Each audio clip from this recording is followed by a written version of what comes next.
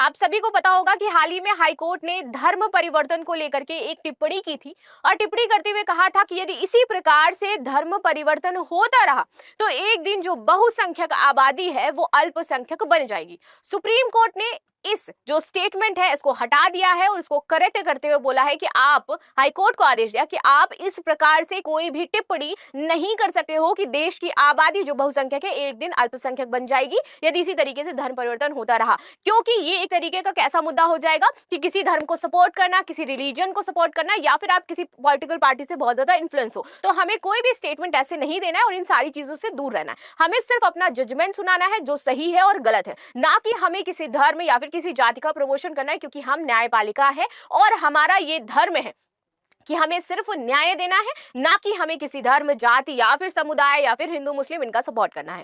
ठीक है, तो इसी तरीके से उन्होंने ये जो स्टेटमेंट था उसको पूरी तरीके से खारिज कर दिया है। समस्त को प्रभु जीशुख्रीष्ण मधुमय नाम आंतरिक नमस्कार। ख्रीष्ट प्रिय भाई मो भनी माने आपण निमंते एक बहुत बड़ जबरदस्त गुड न्यूज नहीं कि आपण निमंते आसचे। तेबे आपण माने हुए तो पचारि पारती कौन भाई से गुड न्यूज कौन? से गुड न्यूज होची धर्म परिवर्तन को लेकिन आ ख्रीस्टियनिटी को लेकिन यहाँ हूँ गुड न्यूज। सुप्रीम कोर्ट कौन डिसाइड कला धर्म परिवर्तन उपरे आ सुप्रीम कोर्ट रो तार मत अनुसार आम मैंने देखा समस्त विषय आम आलोचना करवा गुटी गुटी करी। तबे प्रिय बंधुगण, ख्रीष्टर प्रिय भाई एवं भनी माने किछि दिन तले ख्रीस्टियानिटी विरुद्ध रे गोटे केस होता। ए केस करथिले हमर विरोधी माने से केसटा करथिले। आ से केसटा होछि कोन? जदि धर्म परिवर्तन होछि ए भारत रे जदि धर्म परिवर्तन कोठी होछि तबे हिंदू मानकर संख्या कमी जाउछि।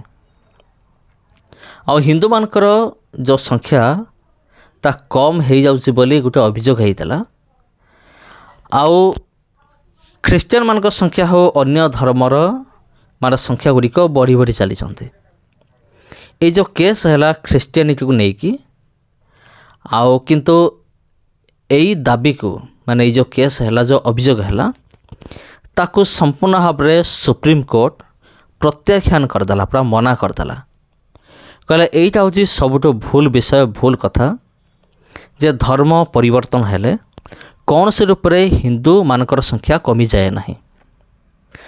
तेबे प्रिय बंधुगण, धर्म परिवर्तन आउ मु बाध्य होछि प्रिय बंधुगण आज पुणी थरे या पर आलोचना करिया निमंते, कारण एटा एमिति एक रोग धर्म परिवर्तन आ जोटा कि विरोधी माने बारंबार घोषा लगे था माने सुआ भलिया देख रे माने धर्म परिवर्तन करुछंती, धर्म परिवर्तन करुछंती। आ मो भी मोर विगत वीडियो गुड़िकरे जोटा कही आज भी कहबी, एमाने कहउचंती आमर धर्म परिवर्तन होछि, धर्म परिवर्तन होछि। तेबे एमानक भितर ते भय काहेकि? धर्म परिवर्तन होछि बोली डाकरा देकी एमानक भितर ते भय काहेकि? मु तो कहबी प्रिय बंधुगण, एमानक भितर सेतिकी कौन नहीं, निजर धर्म उपरे सेतिकी विश्वास नहीं, भरोसा नहीं। आ सेतिपई से माने राति रे एमानकु निद भी हो नथिबो जे देख आमर धर्म परिवर्तन हो जाउछि, आमर हिंदू लोक माने कमी जाउछंती, ख्रीस्टियन मानक संख्या बढ़ी जाउछंती।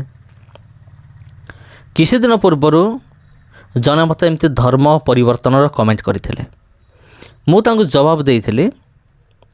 मु तांको गोटे प्रश्न पचारि, कौन तुम्हें निज धर्म को कौन एते माने दुर्बल बोली भावुच?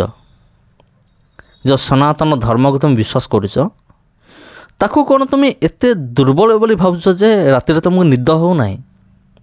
धर्म परिवर्तन हो गला, धर्म परिवर्तन हो गला, आम हिंदू मानक संख्या कमी गला, देख ख्रीस्टियन मानक संख्या बढ़ी गला। तुम्हें कौन राति रे सोउन, तुमको निद हो नहीं? सब चिंता करके कहीं आमे तो कहीं छानी होनु? देख ये ख्रीस्टियन लोकटा हिंदू हो गला, ख्रीस्टियन लोकटा मुस्लिम हो गला, कि ख्रीस्टियन लोकटा बुद्धिस्ट हो गला पलैला। आमर कौन से ख्रीस्टियन लोक मैंने एमती छानिया हुअंती नहीं। ଯେ ଧର୍ମ ପରିବର୍ତ୍ତନ ହେଉଛି ଆଉ ଆମର ଖ୍ରୀଷ୍ଟିଆନ ଲୋକଙ୍କ ସଂଖ୍ୟା କମିଯାଉଛି।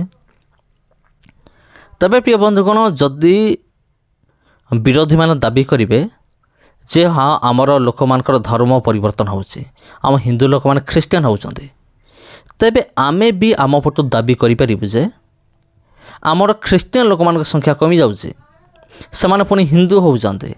କ'ଣ ହିନ୍ଦୁ ସେମାନେ ହେଉନାହାନ୍ତି? କ'ଣ ଆପଣ ଭାବୁଛନ୍ତି? କ'ଣ କେବଳ ହିନ୍ଦୁ ଖ୍ରୀଷ୍ଟିଆନ ହେଉଛି? କେବଳ ହିନ୍ଦୁ ବୁଦ୍ଧିଷ୍ଟ ହେଉଛି? କିମ୍ବା କେବଳ ହିନ୍ଦୁ କ'ଣ ମୁସଲିମ ହେଉଛି? କ'ଣ ଖ୍ରୀଷ୍ଟିଆନ ଲୋକମାନେ କ'ଣ ହିନ୍ଦୁ ହେଉନାହାନ୍ତି? କି ଖ୍ରୀଷ୍ଟିଆନ ଲୋକମାନେ ମୁସଲିମ ହେଉନାହାନ୍ତି? କି ଖ୍ରୀଷ୍ଟିଆନ ଲୋକମାନେ ସେମାନେ ବୁଦ୍ଧିଷ୍ଟ ହେଉନାହାନ୍ତି? କି ଜୈନ ହେଉନାହାନ୍ତି? ସେମାନେ ହେଉନାହାନ୍ତି କି? ସେମାନେ ବି ହେଉଛନ୍ତି।